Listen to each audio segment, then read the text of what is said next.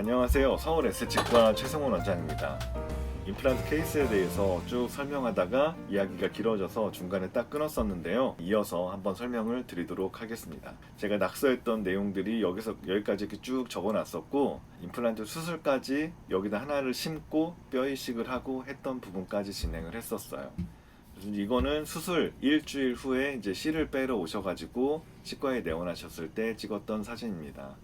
수술했을 때에 비하면 잇몸들이 이제 많이 모양이 잡히고 아물고 있는 걸 볼 수가 있죠.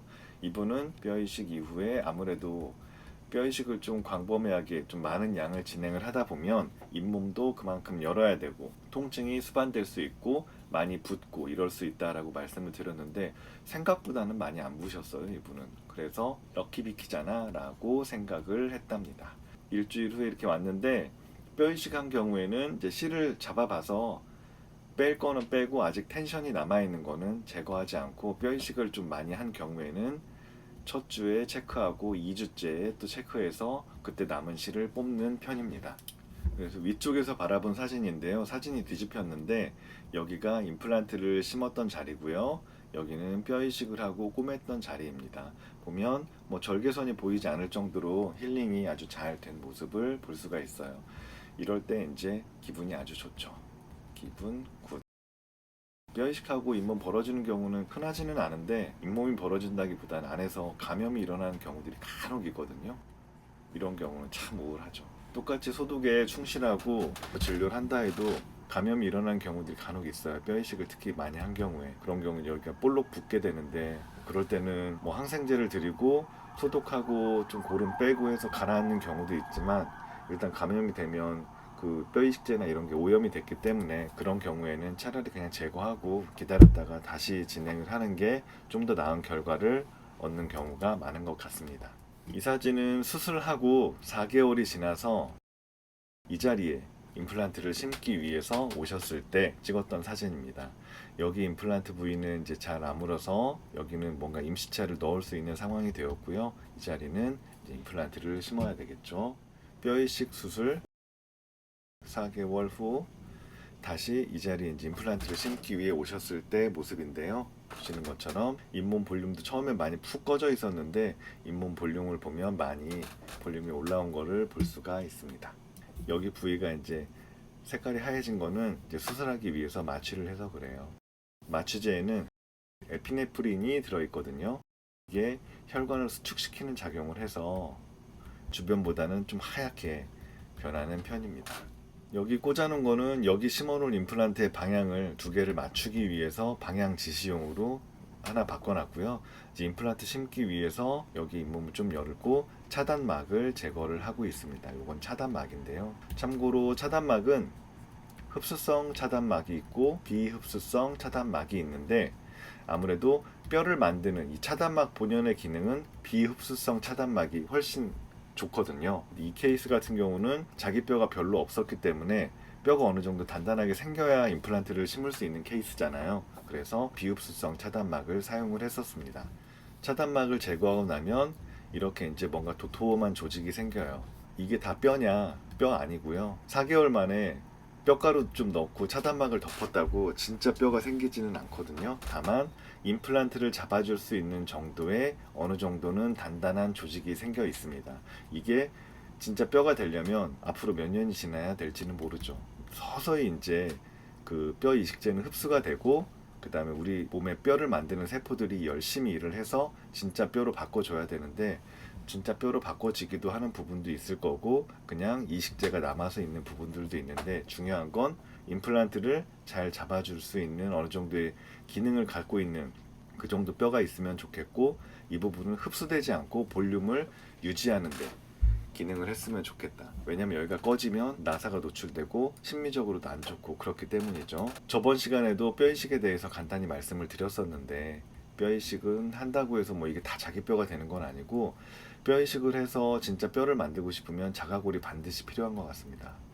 논문 등에 보면 진짜 50%는 필요하다고 하거든요. 만들어야 되는 뼈의 50%의 볼륨을 차지하는 자가골을 딴 데서 떼오려면 그것도 되게 고역이라 일장일단이 있는 것 같습니다. 이와 같이 좀 어느 정도는 단단한 조직이 생겨서 이 자리에 임플란트를 심게 됩니다. 이거는 제거한 비흡수성 차단막의 모습인데요. 염증이 없이 잘 치유가 됐다면 이와 같이 깨끗하게 쏙 빠져나오고 차단막의 상태도 깨끗합니다. 네, 그리고 이제 그 어느 정도 단단한 조직에 임플란트를 심고 그래도 볼륨이 혹시 또 부족할 수 있으니까 추가로 뼈 이식을 더 진행을 하게 되었습니다. 이와 같이 뼈 이식을 하고 이것도 그냥 덮는 것보다 차단막을 넣는 게 좋은데 이 뼈는 볼륨을 유지하기 위한 거지 이게 반드시 자기 뼈가 되지도 않을 뿐더러 이렇게 본 베드에서 멀리 있는 뼈들은 자기 뼈가 확실히 되지도 않을 뿐더러 여기에 넣는 차단막은 흡수성 차단막을 썼어요. 흡수성 차단막을 이용해 가지고 덮어주고 꼬매서 이제 기다리게 됩니다. 꼬매는 거는 이게 이제 절개선인데 절개선이 다시 안 보일 정도로 꼼꼼하게 정성껏 잘 꼬매줘야 됩니다. 수술하고 일주일 후에 오셨을 때의 모습이에요. 이번에도 생각보다 많이 붓지는 않았었고요. 이제 잇몸이 치유가 일어나는 모습을 보실 수가 있습니다. 위에서 바라본 모습을 볼 수가 있고요.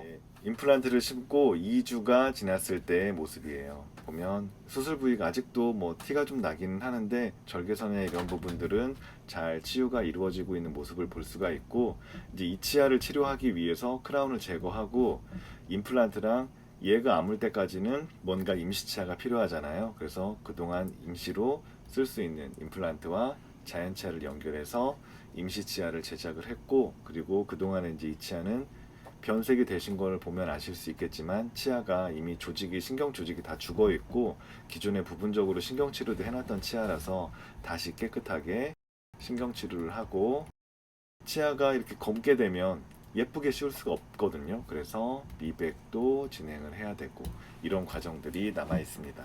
일단은 여기는 심어놓고 아까 제가 4개월 정도 기다린다 라고 이 말씀을 드렸었는데 이걸 기다리는 동안 이 치아에 대한 치료를 진행을 하게 되죠.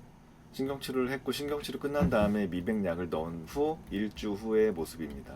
처음보다는 새카맣던 게 많이 좀 하얘지고 있는 모습을 볼 수가 있죠. 그 다음에 일주일 더 지나서 2주째 됐을 때 오셔서 체크하고 약제를 교환한 모습입니다. 이 실활치 미백이라는 거는 치아 속에서부터 미백제가 작용을 해서 속을 하얗게 하는 거기 때문에 우리가 흔히 치과에서 하는 광선 미백과는 좀 다른 거예요. 약을 넣고 한 일주일 정도에 한 번씩 이제 내원하셔서 체크하고 약제 교환하고 이런 식으로 진행을 하게 됩니다. 실활치 미백은 효과는 확실해요. 내부에서부터 철분이나 이런 거 녹슨 부분들 빼내는 거기 때문에 원리는 뭐 예전 동영상이 있으니까 한번 검색해 보시면 되실 거고요. 이제 3주째의 모습이고요. 약제를 교환할 때마다 색이 하얘지는 게 보여서 이 정도에서 스톱할까 생각했는데 욕심내서 한 번만 더 진행을 하기로 했습니다. 심어놓은 임플란트가 굳으려면 시간이 필요하기 때문에 시간적인 여유도 있는 상황이었고요. 4주째에 네 번째 약제를 교환한 모습인데 이제 처음보다는 많이 하얘졌습니다. 처음 사진은 이랬었고 실활치 미백을 4번 진행했을 때 보시는 것처럼 정말 거짓말처럼 하얘진 모습을 보실 수가 있어요. 여기는 기다리는 시간이라서 이렇게 넣었고 임플란트하고 자연치아를 연결해서 이와 같이 임시치아를 넣었습니다. 여기는 나사 구멍이 들어가는 자리라서 이렇게 파여 있고 나중에 여기는 다시 이제 메워서 마무리를 하게 됩니다. 임플란트 식립 후 4개월이 지난 다음입니다. 여기는 그때 심어놓고 잇몸에 묻어놨었잖아요. 근데 잇몸 조금 째고 힐링 어버트먼트라고 하는 좀 긴 부품으로 바꿔놓은 상태입니다. 위에서 바라본 건데 이렇게 힐링 어버트먼트가 들어간 걸 볼 수가 있죠. 드디어 이제 오랜 기다림 끝에 최종 치아를 완성을 했어요. 여기 두 개의 치아는 임플란트에 연결된 크라운이고 얘는 자연치아 실활치 미백을 쭉 했던 그 치아의 자연치아 크라운입니다. 심미적인 이유로 임플란트 크라운은 두 개를 묶지는 않고 하나씩 따로따로 진행을 했습니다. 어금니 같은 경우는 저는 두 개 있으면 묶는 편이고요. 아무래도 하나만 있는 것보다는 두 개가 묶여 있는 편이 임플란트 각각에 전해지는 힘을 좀 분산시키는데 도움이 돼서 어금니 같은 경우는 두 개는 묶습니다. 만약에 세 개가 있으면 두 개를 묶고 하나는 따로 하는데 앞니 같은 경우는 이게 묶으면 뭔가 좀 부자연스러워요. 특히 가운데 이 두 개는. 그래서 하나하나 따로따로 만드는 편이 심미적으로 우수하기 때문에 앞니는 그냥 따로따로 진행을 합니다. 물었을 때 위아래니의 모습이고요. 씹는 면 쪽에서 바라본 모습입니다.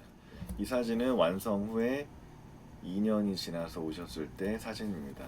2년이 지났을 때도 이렇게 지금 좌우가 바뀌어 있네요. 이쪽이 이제 크라운인데 2년 후에도 잇몸의 라인이나 이런 것들은 잘 유지되고 있는 모습을 확인할 수가 있었습니다. 엑스레이를 보면서 말씀을 드리면 얘는 빼면서 임플란트를 심고 이 자리는 뼈 이식만 했었잖아요. 그래서 1번은 11번 자리는 발치하고 임플란트를 심었고 21번 자리는 뼈 이식만 진행을 했었습니다. 4개월이 지나서 21번 자리에 임플란트를 식립을 했고요. 그 다음에 또 4개월이 지나서 보철을 완성을 했었습니다. 이 과정 동안 여기 사이에는 뭐 자연치아에 대한 신경치료와 실활치 미백도 하고 임시치아를 넣고 이런 과정들을 거쳐서 치료를 마무리를 했어요. 이 사진은 임플란트를 하나 심고 여기는 아까 보셨던 텐트 스크류를 넣고 뼈 이식을 해놓은 상태의 모습이고 이제 시간이 지나서 여기에도 임플란트를 식립한 모습입니다.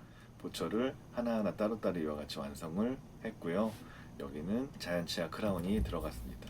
보철 완성 후 2년이 지나서 찍었던 엑스레이인데 2년 후에도 뼈의 높이나 이런 것들은 잘 유지되고 있는 모습을 볼 수가 있었어요. 지금도 계속 체크 중인데 이 치료가 4년 전에 치료했던 케이스였거든요. 그 과정에서 이제 어떻게 진행되는지 좀 추적하고 보고 말씀드리려고 올리게 되었고요. 지금도 잘 쓰고 계시고 굉장히 다행이라고 생각하고 치과 의사 입장에서는 이제 최선을 다하는 거고 물론 최선의 결과를 얻기 위해서 제가 가진 모든 지식과 그 다음에 노력을 다하는 건데 결과가 좋지 않은 케이스들도 좀 가끔씩 있습니다. 그런 경우는 이제 마음이 너무 아프죠. 왜 그럴까 고민도 많이 하고 내가 뭔가를 놓친 게 있나 반성도 하게 되는데 일반적인 케이스에서는 크게 무리는 없이 잘 끝나는 것 같고 이분도 치료가 잘 마무리돼서 굉장히 다행이고 항상 감사하게 생각하고 있는 케이스입니다. 이번에 설명드린 케이스는 좀 복잡했는데요. 뼈 이식도 하고 임플란트도 하고 치료 기간도 좀 길고 이런 과정들이 어떻게 진행되는지 좀 어렵게 얘기했나 싶기도 하고요. 어쨌거나 그런 과정들 솔직한 얘기를 담은 거니까 이 긴 시간 여러분들이 이 영상을 시청해 주셨는데